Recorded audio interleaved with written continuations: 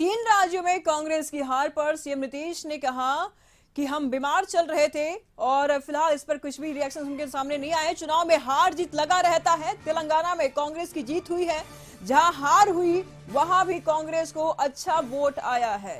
तो ये नीतीश कुमार का बयान है कि फिलहाल चुनाव में हार जीत लगा रहता है, जहां हार हुई है वहां भी कांग्रेस को अच्छा वोट आया है। क्या कुछ कहा, सुनिए आप।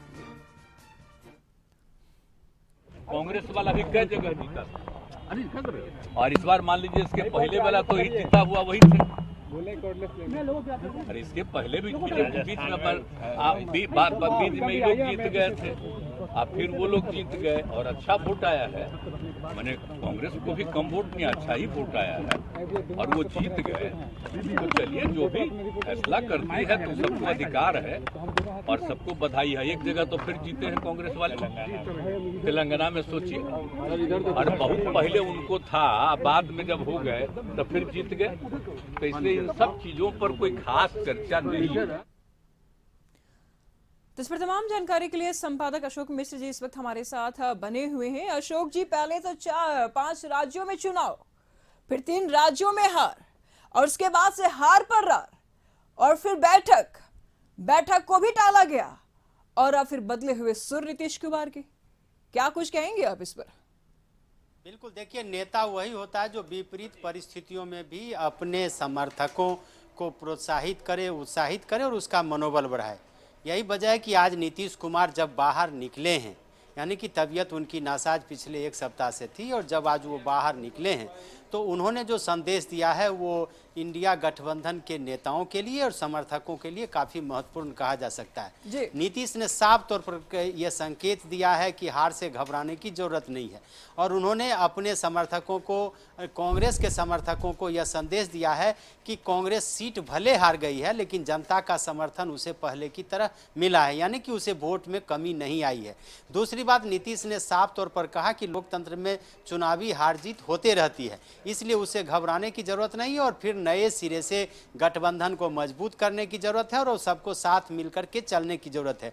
यानी कि हार से निराश होने की जरूरत नहीं है, बल्कि हार से सबक लेकर के आगे की तैयारी करनी है। यह नीतीश कुमार ने अपने समर्थकों को, गठबंधन के नेताओं को और आम जनता को यह संदेश देने की कोशिश की है। नीतीश के चेहरे पर कहीं भी सिकन का भाव नहीं है। ये कह सकते हैं कि ठीक है, इंडिया गठबंधन बैकफुट पर आई है लेकिन अभी भी कुछ बिगड़ा नहीं है। और नीतीश ने जिस तरह से कहा है कि हम अपने पुराने मुद्दों पर कायम हैं, यानी कि बिहार को विशेष राज्य का दर्जा मिलना चाहिए, जातीय गणना बिल्कुल सही और यह समूचे देश में होना चाहिए और बिहार की तकदीर और तस्वीर अगर बदलनी है तो बिहार को विशेष राज्य का दर्जा देने की जरूरत है। यानी कि नीतीश फिर पुराने रौ में लौटने की कोशिश कर रहे हैं और अपने समर्थकों को यह भरोसा दिला रहे हैं कि हार से घबराने की जरूरत नहीं है और आगे की तैयारी बेहतर तरीके से करनी है।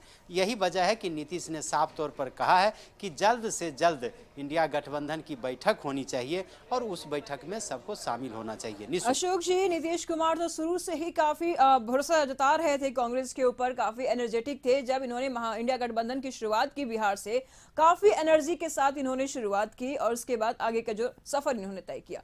लेकिन जिस प्रकार से चुनाव में देखा जा रहा था, जो 5 राज्यों का चुनाव हुआ, कांग्रेस ने जिस तरीके से अड़ियल रवैया अपनाया, जिस तरीके से अपने नेताओं पर ही भरोसा नहीं जताया और इतना सब कुछ हुआ, जो नतीजे सामने आए, उसके बाद क्या लगता है नीतीश कुमार भरोसा कर पा रहे हैं?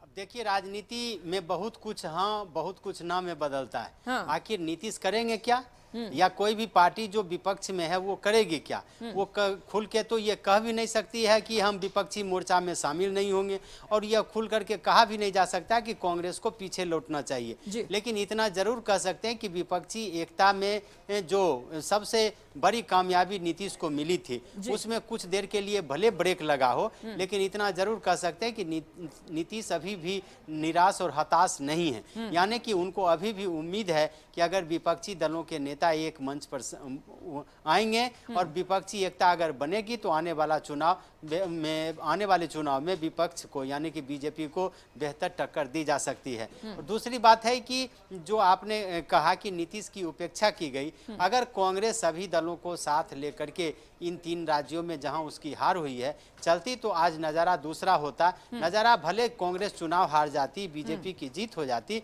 लेकिन विपक्षी एकता को खंडित करने का या कांग्रेस के अकेले चलने का जो तोहमत उसके सिर पर लग रहा है वो शायद नहीं लग पाता। और यही वजह है कि नीतीश ने इशारों में कहा है कि गलती से सबक लेने की जरूरत है और आगे की राह कैसे सुगम हो उसके लिए तैयारी करने की जरूरत है। जी अशोक जी, कल जब इंडिया गठबंधन की बैठक होने वाली थी, मतलब आज जो होने वाली थी, फिलहाल वो तो टल गई है, लेकिन इस बैठक में कई स्टेट्स के मिनिस्टर्स नहीं आ रहे थे, ममता बनर्जी नहीं आ रही थी, हेमंत सोरेन नहीं आ रहे थे, और बिहार से भी खबर जा रहा था कि नीतीश कुमार नहीं जाएंगे, उनकी जगह पर कोई और जाएगा।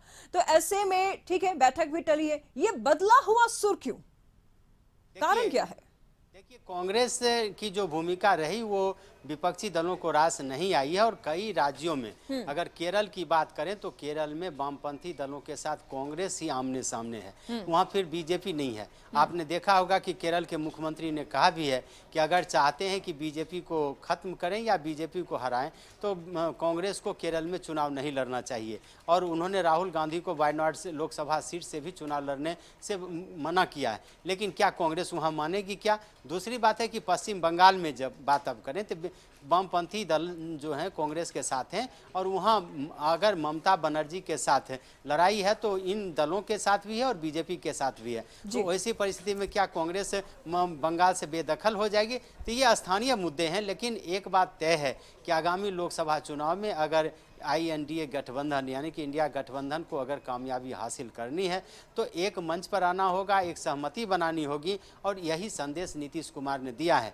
आने वाले दिनों में इसका क्या फलाफल निकलता है ये तो आने वाला समय बताएगा। फिलहाल कह सकते हैं कि आज भी इंडिया गठबंधन के कोर कमेटी की बैठक दिल्ली में है मल्लिकार्जुन खड़गे के साथ, और देखते हैं कि उस बैठक में फिर आगे क्या विचार होता है। भले विस्तारित रूप से ये बैठक न हो, लेकिन इस बैठक में कहीं न कहीं कुछ रास्ता निकालने की कोशिश की जाएगी, और आगामी बैठक का क्या एजेंडा हो, किन किन बातों पर सहमति हो और आगे की क्या रणनीति हो, इन पर भी विचार हो सकता है। जी बहुत बहुत शुक्रिया अशोक जी आपका इन तमाम जानकारियों के लिए।